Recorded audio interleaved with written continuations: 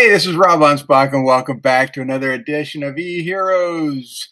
For those keeping count, this is episode 362, and my next guest hasn't been around since episode 180.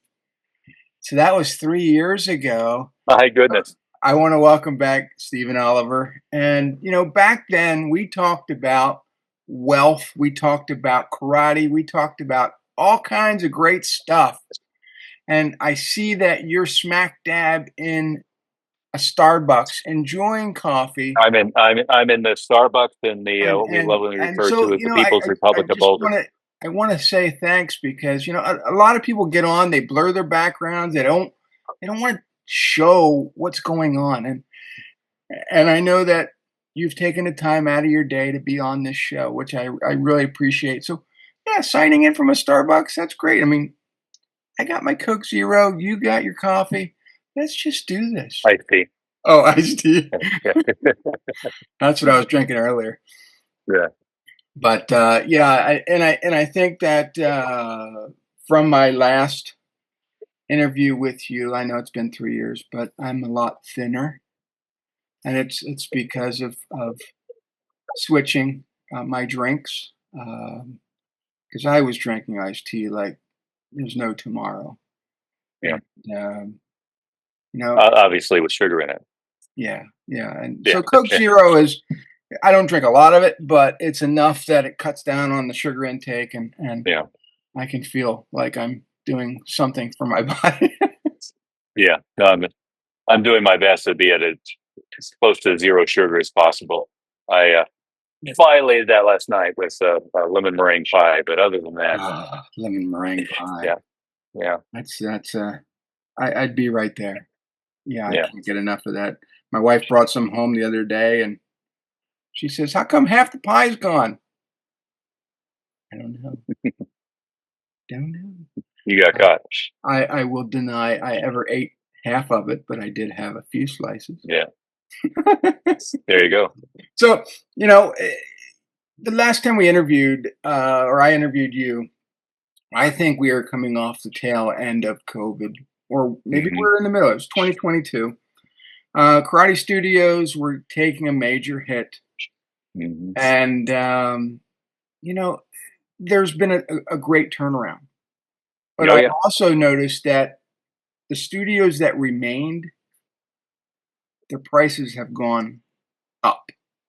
And we You're just welcome. we just put our grandson into karate, and they want almost $200 a month, and I'm like, what? Well, they're charging about half of what our guys are. So Yeah. So I mean, yeah. we're in a small town, Lancaster County. Most people would say, "Oh, isn't that where the Amish are?" And it's where the movie Witness was filmed. But Okay. so our prices are still half of what Hmm. the national average is, but they're double what they used to be just a few years Hmm. ago. Yeah. And so, but I think that you're getting that everywhere. People still think of martial arts as a commodity, not as an investment. Hmm. Well, if you're talking about the school owners versus the prospective students, the school owners, I think it's worse than that. Our mutual friend Dan Kennedy, he calls it marketing incest, where everybody looks around at what everybody else is doing and does the same thing. Mhm. And pricing is the same thing. They pick up the phone, they call and price shop everybody else, and then the worst is they price themselves just a little bit more than the next highest guy, or they pick a middle point, or they think they're going to grow the school by pricing less, and Right. and and they don't realize there's a huge disconnect. All of the marketing is. Um, Again, doesn't matter whether it's showing up at a live event, internal referral marketing, Facebook, other social media, Google, direct mail. All of the marketing is price blind, right? Is typically what the offer is come in for a couple free lessons, couple free weeks, Mhm. maybe a paid, a short term thing. And what they think in their mind is, at this price point, I'll get this many people, and at this price point, I'll get this many people. And I have a degree in economics. I thought that way years ago too. It's called a direct the elasticity of price versus demand. Mhm. A direct function, but actually it's an inverse function. What we find every time we raise the prices, our sales ratios improve, the Mhm. enrollment goes up. Well, But when you can't lower the price and make it up in volume. It leads to yeah, burnout. yeah.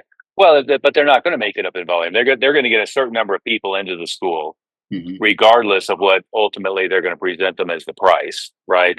And then the question is, if I get 30 people in this month and I present the price, what's my closing rate going to be? How many of them are going to say yes? How many of them are going to say no? What we find is typically as we raise the price, the closing rate improves. Mhm. And I think the business takeaway, going back to, I'm sure one of your favorite books too. One of my favorite books is Robert Cialdini, Influence, Science, and Practice. And the very first example in the very first chapter of that book was about an inverse supply and demand function. He used an example of a gift shop out in a touristy area in Arizona, and they had these green topaz rocks or whatever. I Mhm. don't know anything about it, but the owner was going on vacation and left a note because they were just sitting there and not moving to drop the price in half. The employee who was there misinterpreted the note and doubled the price. The owner comes back and finds they had sold it all, and went, "Oh well, that worked," and then figured out pretty quickly the employee had misunderstood her and doubled the price. Well, and the psychology is the same with us. I mean, if I'm the same price as everybody else, I must be like everybody else. Yeah. On the other hand, if I'm the most expensive in town and I can back it up with the quality of what we're doing, I must be the best, right? So, it really doesn't matter whether you're talking about, a Porsche versus a Subaru. You know, there's Subarus that'll do the same 0 to 60 as my 911 Turbo. I don't want the Subaru, right? I want the Well, Porsche because it's, that's higher value. basically, how I started the cleaning business back in '95. I was the lowest priced cleaner, and all I was attracting was people that had the dirtiest, crappiest carpet that Hmm. took me the longest to clean, and Yeah. I thought, "I can't continue to do this." So I kept raising my prices, and there I was 30% higher than the next person, and I was busier than get out. Yeah.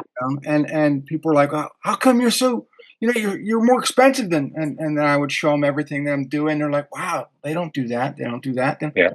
And so the reputation got behind me, but when I sold the business to the guy who bought it in 2014, uh, he tanked it within 6 months because he didn't Hmm. want to keep my pricing. Yeah. Yeah. I've seen that syndrome any number of times. People acquire businesses doing well, and then they immediately change everything. And some of my employees, all of a sudden they don't want to do contracts and they want to, be the cheapest in town, and that just doesn't work. No. And again, I mean, think about things that you buy, right? I mean, if I'm buying toilet paper or paper towels or something like that, I know that I can go. I don't even know any of the brands, but I can go get it at 7-Eleven or gas station shop, and I'm going to pay the highest possible Mhm, price. Or I can go to the grocery store, or I can go to Whole Foods, or I can go to Sam's or Costco and buy, a pallet of it practically and get the cheapest price. But I'm getting the same thing. It's a brand, but mhm, the brand, if I can compare across, it'd be like if I wanted a new Mercedes 550 SL AMG. Well, I could go look for it at three different dealers and it came off the same production line. But if I'm looking for a tax accountant, if I'm looking for an attorney, if I'm looking for a surgeon, if I'm looking for some other specialist doctor, or if I'm looking for a martial arts school, a yoga studio, a dance studio, you can't compare side by side. There's no standard of service delivery. There's no standard of expectation. There's no in most cases no brand that they already have an association of what it means, right? Mercedes means high end, or Porsche means high end, or Subaru is lower middle, or whatever. So So, so many of the decisions we make as business owners about pricing misses all those dynamics, right? Mhm. I tell our guys when somebody comes in, they want to know whether they like the activity and want to do it, then whether they like and trust you. Mhm. And if they like the activity but don't like and trust you, you're not going to get the sale. And if they don't like the activity, they're not going to get the sale. And then the next question is, can they fit it into the budget, right? Mhm. Um, but you've got to pass those two hurdles. They like what it is you're doing, and they like and trust you. So it's a relationship component, and then they're going to decide whether they can work it into the budget or not. But they're not going to be thinking about, I want this person at this price, or do I want this person at this price? I've had in the martial arts schools now probably 35,000 students, and I remember the ones that actually did, went and did legitimate price shopping, because it's so rare that Right. it becomes a good story to tell 20 years later. Yeah, and and you apply that same premise to other services, and one of the things that I get a lot is, "Hey, Rob, can I do monthly payments?" And I'm like, I bill every 90 days. The reason I do that now is because within the first month, I'm creating all this content and I'm creating this foundation for them, and then they back out, you Hmm. know, and then they don't want to pay me. So I Hmm. collect 90 days up front, 3 months. And it's, they say, well, Rob, that's a lot of money. Put it on a credit card. You Hmm. can pay monthly to them, not Yep. me. I'm not your bank. And, Hmm. and what that does is it gets them to put skin in the game. It You gets bet. them to showcase that, hey, this is or to realize that I'm putting time in to help you grow. Mhm. You need to give me time to do that.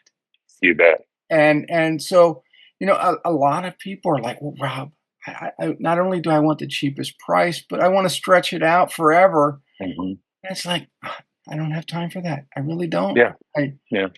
and so I want every entrepreneur that's listening to understand that you set this tone for your price. You set the dynamics. It's your terms. Why do you capitulate and say, well, okay, well, yeah, whatever you want to do, just if you want to throw me a bone, and then that's how you get burned. Hmm. Yeah. Yeah.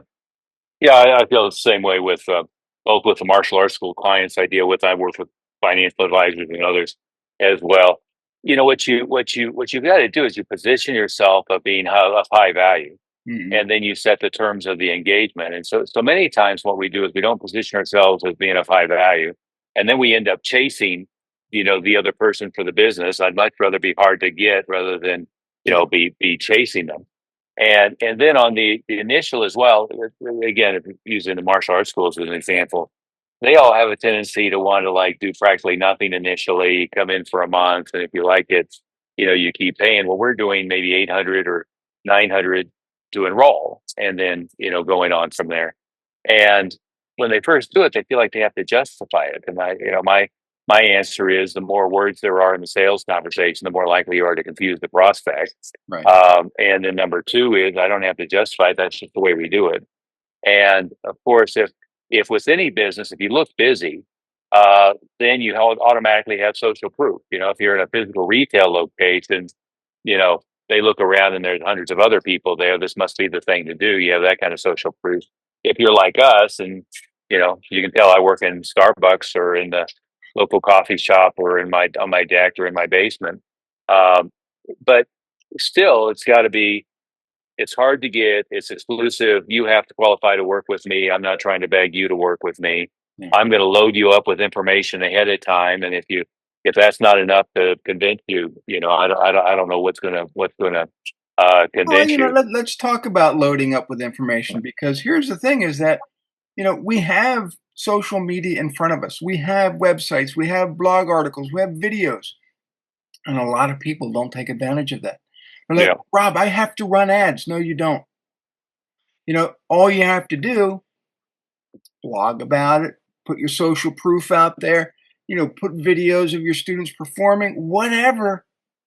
People see that. They see the dynamic. They see that you care enough to educate them. And then, oh, Rob, I don't have time. Hmm. Oh my god, yes, you do. But they don't realize they just wanna keep spending money on ads, and I get it, it's simple. Throw some bone, at Mhm. Google and let them have but, it's we live in now in an age 3 years ago, nobody heard of AI, nobody cared. Mhm. Now it's everywhere, and more people are searching on AI versus Google, and all those blog articles, all that social proof gets filtered into AI, and it starts to create this dynamic of who you are, what you do, and how you show up for somebody, and you don't wanna do that? Yeah, I was just finishing up this week the first third of a book. That's the first third is all about AI search. You know how to be found on AI, and even if they go to Google, I mean, the first opening segment of Google knows they have to replace themselves pretty quickly. So Google's Gemini is finding all the information and feeding it out the top, which is as far as most people get from there, which is exactly right. The, go back to what you said though, as far as advertising, I look at it a little different way for most of our guys. Is they're oftentimes advertising to get a prospect, but Mhm, then all this other stuff is warming that prospect up, right? If I have a service where I'm going to charge you, $50,000, well, it may have a long sales cycle. It may take 3 months, 6 months, 9 months. I may need to see you over and over and over again. I need to see some proof that you're the expert. But I have to get you into my funnel to begin with somewhere, right? I have to get you following me on social media. I have to get you following the YouTube channel. I have to get you somewhere. So I'm thinking about it this way, like for myself, any new prospect that comes in, we're sending them, oh, you might want to also follow the YouTube channel. There's a lot of great information there. You might also want to follow us on LinkedIn or on Facebook or on X or whatever. But we're throwing all that stuff out at them so that I'm not just pinging them on email because I mean, email's been dying a slow and painful death for years.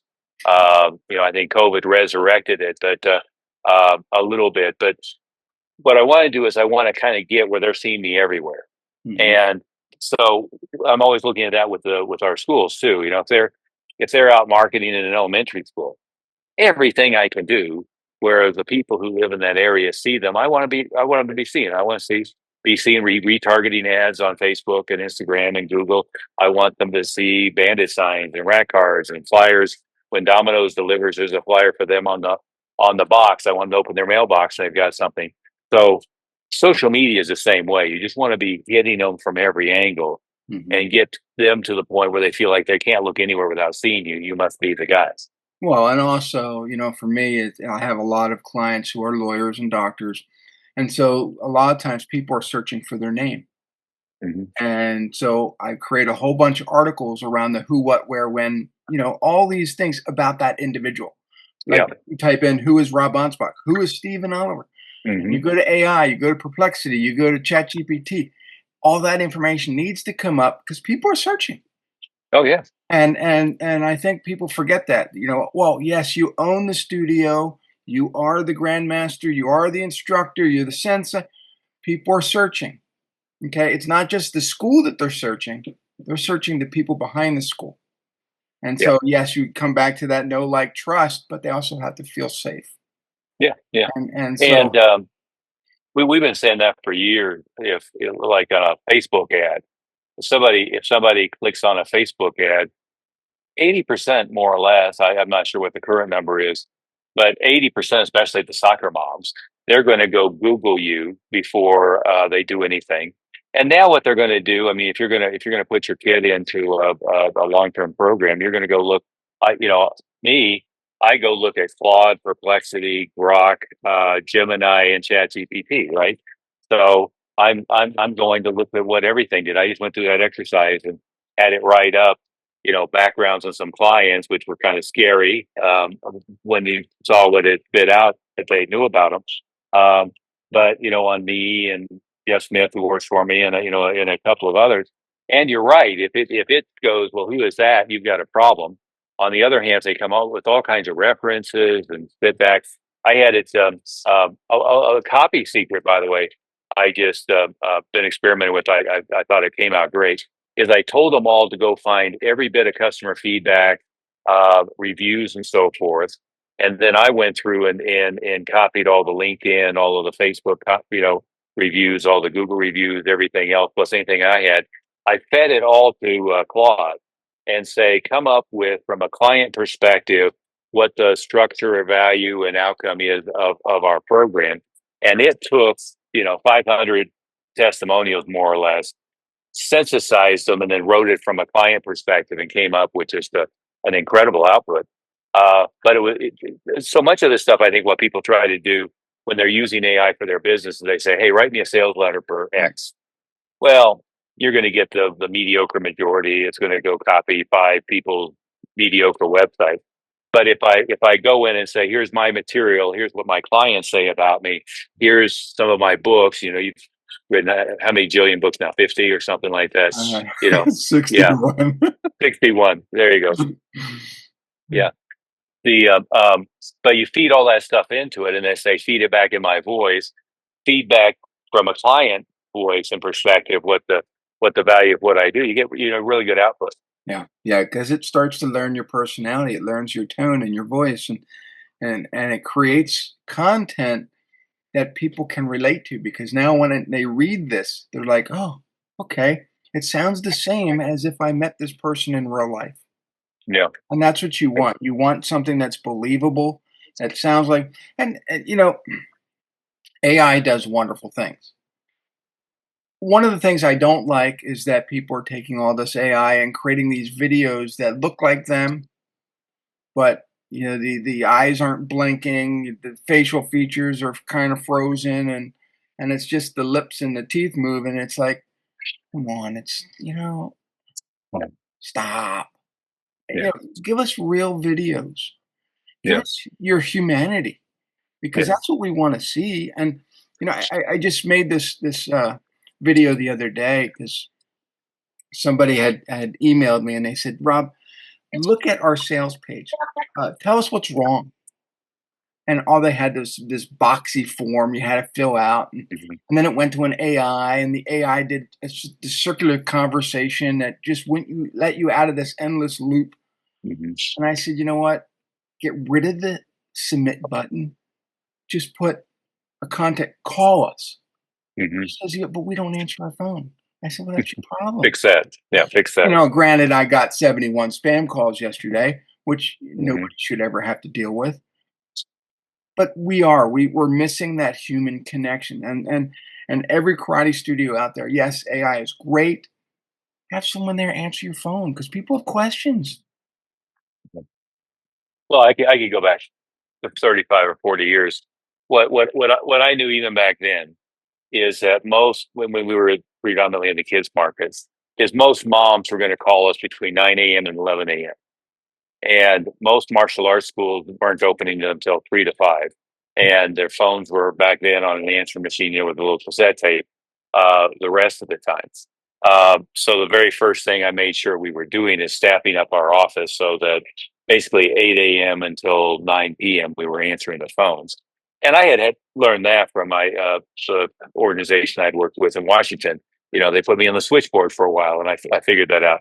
But the dynamic then was non-working mom drops the kids off at school, goes back, sorts through the stuff that's sitting on the kitchen table to be doing, or goes through her little notebook and starts making calls. Working mom took the kid to school, went in and checked her email, checked if she had any meetings or anything, and then went in her office and returned business calls and started returning personal calls.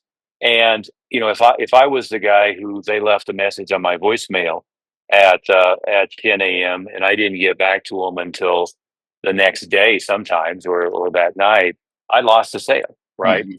So, we had to make sure, and then we went to 24 hours because we would do, you know, 8 or 9 a.m. to 9 p.m. and then, a live answering service or something like that overnight. But with the trained script, they weren't nearly as good as our staff. But yeah, you've got to be immediately receptive on inbound. And again, if you go back advertising wise, the internet age, yeah, in some ways it's a blessing. You can Facebook message people, you can LinkedIn message people, you can text them and all that shit. But if I could go back to, I place an ad, they call me, a human being talks to a human being, and that was the only method, I would be so much happier. It was so much more effective. I knew we're going to get 70 calls. We're going to make 60 appointments. 50 of them are going to show up. I mean, the numbers are right there. Now you get a form submitted, and you have to be responsive within. Well, we tell our guys you've got to be calling them while they're looking at the page, Hmm. or and I mean not or and whatever they land on has got to be encouraging them to call you.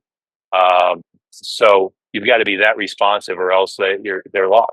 Yeah, yeah, and sometimes we can load up our websites with chatbots, and we can do this and we can do that, and it looks and sounds amazing. However, if we're taking the human element out of it, we're going to lose people right away. And people are like, well, Rob, yeah, but this is supposed to make life easier. Who's it making life easier for? The marketer or the consumer? Because you're going to lose people. I get it, but lose them on a term that at least you picked up the phone and you answered their questions, and if that fails, okay, you lost them. But don't lose them because of a chat bot. Don't lose them because your form got sent to email hell. Lose them because it was a valid reason. Yeah, yeah, I just I don't yeah, I'm a marketer. I love some of the new stuff that's out there. I really do, but I'm also a human. And mhm. you know, I found that over the last year, people just want to connect with your voice. Oh yeah. Well, they want authenticity, Yeah. and they want to interact with a human being. And again, you don't want to create a situation where you have to chase them down. You want to get it where they're reaching out to you, they're connecting, and I mean, you're off the races. Yeah, and I think sometimes too, and I did this about a month ago. I gave somebody this awesome proposal, and I thought, wow, I'm making every attempt to answer all their questions. I had 3 price points that, you know, I think it was overwhelming. You Hmm. know, Yeah. yes, my lowest price is matching what they're getting now for somebody that, was delivering half-ass service, and then I Hmm. had a higher price, but because of my billing 90 days, they're like, "Well, that's 3 times more than I gotta outlay." Hmm. And I think they were afraid to relinquish their half-ass service to pay Yeah. triple for a 90-day service that they were unsure of. Yeah. And, so I said to my wife, I said, "What's wrong with this?" She says, Hmm. "Well, I wouldn't read it. It's too long." Yeah. It's too complicated. Yeah. And so I'm like, "Yeah, but I thought I was." So, yeah, and I looked at him like, "Ah, that's garbage." Yeah. Yeah. So yeah, we marketers, we make mistakes. Yeah. And, we look at the situation going, "Okay, in our minds, that should be appealing." But really, what we wanna do is make it as easy as possible for somebody to say yes to us. No, absolutely. Yeah. Absolutely. So What going else are you forward, finding that's go ahead. Go ahead. oh, go I and I was just I think, a couple years ago when we spoke, the Cobra Kai series was in its heyday, Mhm. the Karate Kid movie Legends just came out with Jackie Yeah. Chan and Ralph Macchio, and I have yet to see it, although I've seen clips of it on YouTube. And every time, these types of martial arts films come out, I know that schools, well, they should kind of use that momentum to gain students. You Have you bet. seen it? Well, the guys I'm working with are doing great. Whether we saw a particular blip, the first Karate Kid series, turned martial arts into the kid market. I mean, Yeah. I was right in the middle of going from location 3 to location 4 when the first Karate Kid movies came out, and I knew enough even then to by the weekend it was opening, I had posters in the movie theaters. I had booths in the movie theaters. I had the theaters giving out guest passes. I think I had 13 booths. You know, I had locations all over town, and back then the movie theaters were smaller, right? It wasn't the big multiplexes. And that movie, you know, it probably created 5,000 enrollments for me. I think it probably put at least $5 million into my bank account. Um, Um, you know, but it was tying into it. This one, I don't think it had the same cultural impact. People are kind of used to it and over it. Our guys were doing promotions in the movie theaters. Um, the, Even if the movie didn't do particularly, you know, well, it did fine. They made money, but it didn't do, you know, it wasn't a blockbuster. right. But it was surrounded by two different. One was Mulan, I think, or Moana. Yeah. I confuse them, but there was two big blockbusters. There were kids movies that surrounded it. So if they were there, they were benefiting from all of that traffic. Um, you know, I think when we talked about Cobra Kai, I absolutely hate the series. I think it's you know, as a martial arts school owner, you know, karate gang fights is not exactly helpful for, you know, for the image. The movie I thought was really good, and the series. If somebody hasn't seen the last four episodes, I thought they wrapped it up really nicely. They did a good job of kind of bringing it back to the roots and recognizing Miyagi and so forth. What I said about the series always is what made the movies was never Daniel; it was Miyagi, Right. right? Is it was the philosophy. You know, I remember there's a scene on the boat, and Daniel, why are we learning karate? We're learning karate to fight. No, no, Mr. Miyagi, we're learning so we don't have to fight. It was all that philosophy, which was totally and completely missing from 99% of the Cobra Kai series. Right. Right? It was just a disaster. The writing was abysmal. Um, but you know, you know, to some extent, you know, it gets interest. I remember Chuck Norris is a friend of mine, and he did a movie called Sidekicks, which was I remember. basically Karate Kid, but it wasn't Karate Kid. You know, Joe Piscopo was in it one thing or another. And I was at his ranch, and I said, you know, you should know better. You started out, you ran a chain of schools, you know, you're a legitimate martial artist. Why does these kids martial arts movie, you have the drunk janitor and the drunk, you know, chef or, you know, kitchen help are the mentor, and the commercial martial arts guys are the evil guys? You know, what the hell? You know, you know, what the hell? He just kind of laughed, you know, because, but that was the formula, right? Mr. Miyagi was, you know, a janitor, and he was drunk, and he kind of rose to the occasion. And then the remake, you know, Jackie Chan was the same, you know, same thing. And the commercial guy was Cobra Kai, you know, who was the evil ex-marine. And then the with Chuck Norris is saying Joe Piscopo was the commercial guy who was the evil. You know, that's a little overly analytic, but you know, from the standpoint of the plot outline, I always took exception to that as You know, well. for me, Chuck Norris was the ultimate action hero, from Mission in Action to Invasion USA, and I think there was a few others in there, and then he became softer with these other movies, and it's like, dude, I don't care about your soft side, just kick ass, and you know, then you saw him in Expendables, I think one of the movies, Hmm. and now he's just aging gracefully, you know, or selling exercise equipment or Yeah. nutritional supplements, and it's like, dude, get back to action movies. Well, Walker Texas Ranger was, you know, was a great second act, right? So, um, in fact, the time I was talking about it at his ranch was the weekend he signed the contract for Walker Texas Rangers, um, and that really made his career. And then the production company, I think it was in the middle of the first season, who were the same guys Cannon who had done his movies, if I remember the story correctly. They had gone out of business, and he ended up taking over the entire production. So And if for you people listening, I want to clarify: Walker Texas Ranger was an awesome series. This new series called Walker is Not the horrible. same. not It's even, horrible. not even the same. It's the DEI version of Walker Texas Ranger. Right? I don't know how that happened, but yeah, it is horrible. Um, But the one with Chuck Norris was wonderful. Yeah. So we have a few more minutes. Any last words of wisdom that you want to impart?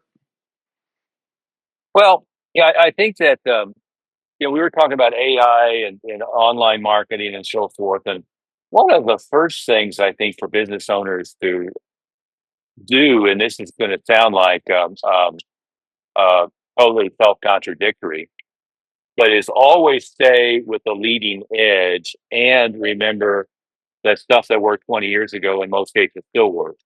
Hmm. And so human nature doesn't change. So sales processes that worked 20 years ago, 40 years ago still work. In many cases, they work better. Talking, as you mentioned, talking to a live human being on the phone is more impactful than it is today.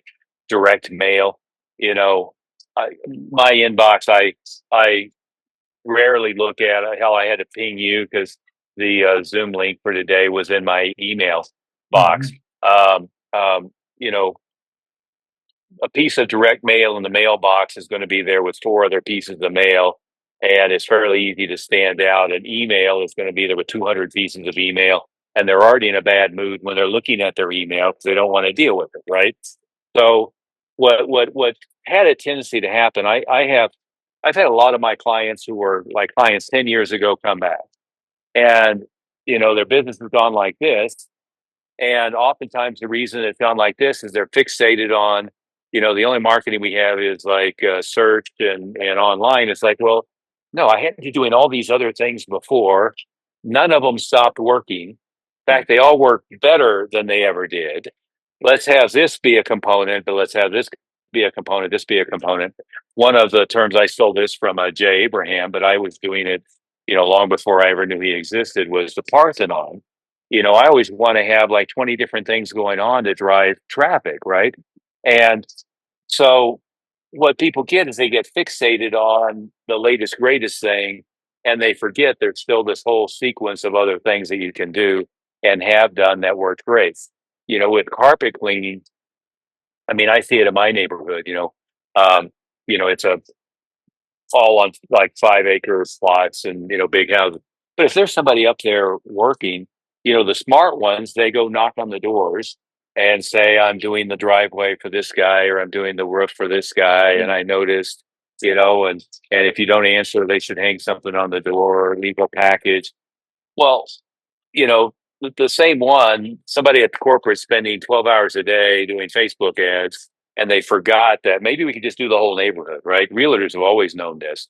As soon as I get that listing, let's see if we can list the whole neighborhood. In fact, the board of realtors always had, I forget what their terminology was, but they actually kind of boycotted, trying to dominate neighborhoods because it's such a useful tool. We forget that so much of what worked 10 years ago, 20 years ago, 30 years ago still works. Yeah. Um, I used to run a lot of infomercials. Maybe don't work quite the same way anymore. TV channels, I mean, I don't think I even have broadcast TV at my house. Everything I watch is streaming, and whether it's the Cobra Kai series or which again, but whether it was the Cobra Kai series or whether and you're a Bruce Lee fan. Have you seen that? Yeah, what is it called? The series that Bruce Lee wrote for himself. That's on. I think it was on HBO, and now it's on Netflix. No. Um, yeah, yeah, his daughter finally put it together and got it out into production, and it's about Chinatown in the near post Civil War, building the railroad Mm. era in San Francisco, and the lead character was written to be Bruce Lee. It's Okay. really good, Warrior or something like that. Oh, I did. I think I did watch an episode, and my wife's like, "What are you watching?" Because there was a lot of There's some adult violence. scenes. Adult. Yeah, yeah. She thought I was watching something else. The whole series has not a lot of nudity and sex, but has obviously a A lot of few. violence because it was written for Bruce Lee to be the lead character.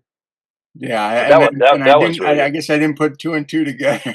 So Yeah, yeah. I'm like, Whoa. Well, it's like the old Kung Fu series was written, was put together for Bruce Lee. Mhm. And then the network refused to, cast the Chinese guy Yeah. in his role. So just laughingly, they cast David Carradine. Yeah. So where do people find you? Where do they go besides Well, Starbucks?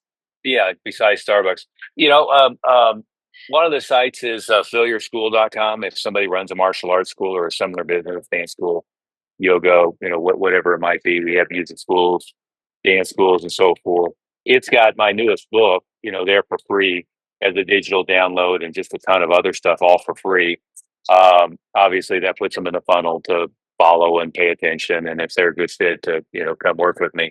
I work with financial advisors also. That one's advisorwealthmastery.com, and there's again, the marketing book I did for financial advisors. There's probably, like you, I have about four books that are somewhere between 30% and 90% done. I just got to, Who writes get them books out the door. anymore? What's that? Who writes books anymore? Yeah, I actually partnered with somebody and we wrote an AI book called AI Advantages, yeah, and how small businesses can outrank big businesses, just using blogging and social proof and all this other yeah, stuff. And yeah, I have this whole series of Can Go to Hell books, which is yeah, more consumer advocacy. yeah. And you know, what I've discovered is that people don't want to read anymore, and it's sad. They just want instant information, Hmm. but they want it in audio. They want it in video, Hmm. and I would appreciate people that could read, that took the time to and this is why I have a whole bunch of books on my website for Hmm. free. You don't want to Hmm. spend the money? There you go. Have at it. Download them, read them whenever you can. And now you can just put them in, put the PDF in, and it'll read to you. Yeah. There you go. I will say, as a marketing tool, though, nothing replaces I mail you a physical copy of the book, That's right. right? And if I don't know, I read with a Kindle. I probably have 863 books on the Kindle. None of them ever, I glance at it on the desk while I'm using it as a coaster. It reminds me that I wanted to connect with somebody, right? And I can't tell you how many clients I've had. One that I can think of, Stephen down in Florida. Things went kind of sideways, and he looked up on the shelf and saw my book and said, maybe I should call that guy. Yep. So it's absolutely true that getting somebody to sit down and read 300 pages, but when you put out the book as a marketing tool, I don't expect them to read it, Yeah. right? I expect them to be impressed that I mailed them this thing, and the front section and the back section is going to have unlimited testimonials and feedback and so forth. But mostly, I'm expecting it's going to sit on their desk until I've pummeled them into And I submission can't sooner or tell you later. how many clients I've gotten from somebody reading a Kindle, but I can tell you how many I've gotten when they've gotten the physical book. Yeah. And when someone calls me from Norway and they say, I found your book in this little bookshop, Hmm. I want to hire you. To Yeah. me, that's the ultimate uh, thank you, You because bet. they're thousands of miles away in a country that speaks a different language, and they're reading my book and they want to hire me. Yeah. Yeah. You can't get that with a Kindle. I'm sorry, but No. you just Well, I think it's a different type of person. anything that's on my Kindle that I'm not currently reading, I've immediately forgotten about. Yeah. I mean, that's the problem. I don't know how many PDF books on my laptop that I'm on here, but occasionally I stumble across them. But it certainly doesn't sit. I don't slip it around in my briefcase to get around to it. It's not sitting on my desk. Hell, it's not a coaster. Yeah. So it doesn't have anywhere near the same effect. Well, there you go. This is what makes Stephen an e-hero, and he's always welcome back. And just the fact that Chuck Norris, that's just There you go. phenomenal. There you go. So Well, good. Let's do this more frequently. yeah, and let's not wait 3 years. So Yeah. I want to thank everyone for listening, and we'll see you on the next episode. Adios.